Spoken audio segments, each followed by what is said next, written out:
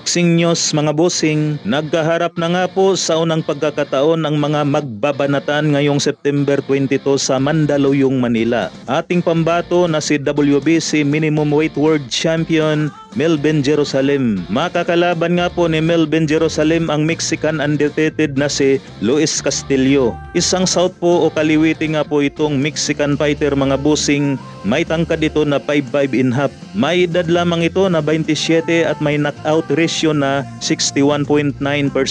May malinis itong kartada na 21 wins, 13 KOs at walang talo.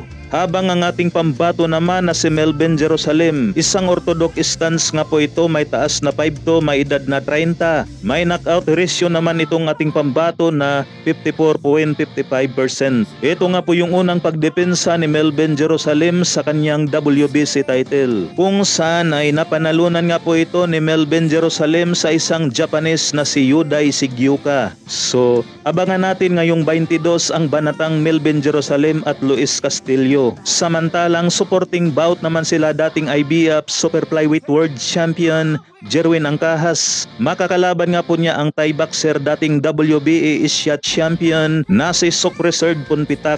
May malupit nga po itong kartada na 30 wins, 20 KOs at may 19 na talo. Kaya kapag nabaklas ito ni Jerwin Angkahas mga bossing ngayong darating na September 22 ay magiging 20 na ang talo nitong Thai boxer. Taong 2015 nga po ay nakalaban ito ng isa pa nating pambato na si Mark Magsayo at TKO nga po ang sinapit nitong si Punpitak. Sa kabilang dako naman mga bossing, Papsi Kultura na mula sa bansang Japan. May hamon nga po itong pustahan. Para nga daw ito sa mga nang mamaliit sa kakayanan ni Cuadro Alas Casimero. Yung mga nagsasabing matatalo si Casimero ngayong darating na October 13 kontra kay Saul Sanchez. Mga nagsasabing hingal kabayo si Casimero at mga nagsasabing laos na si Casimero. Ayan mga boss, PM nyo po si Papsi Kultura. Kaya maraming kondisyones para lang hindi matuloy.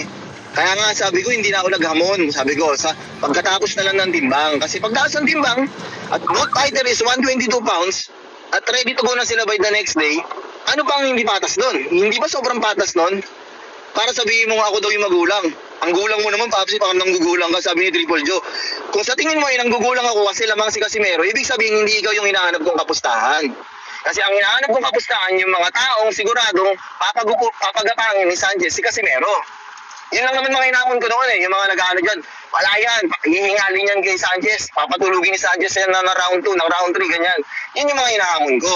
Ngayon, kung sa tingin mo pareho silang 122 pounds na, pagdating ng timbang, good to go.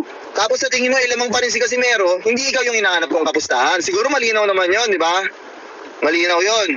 So hindi ikaw yung hinahanap kong kapustahan. Ang hinahanap ko yung mga legit na talagang sa utak at sa puso nila si Casimero hindi mananalo kay Sanchez. Kung hindi ikaw yun, hindi ka dapat tatamaan dito. At hindi ka rin dapat na makisali. Huwag ka nang comment dyan, lugi tayo, ganito, ganyan, mga inutil.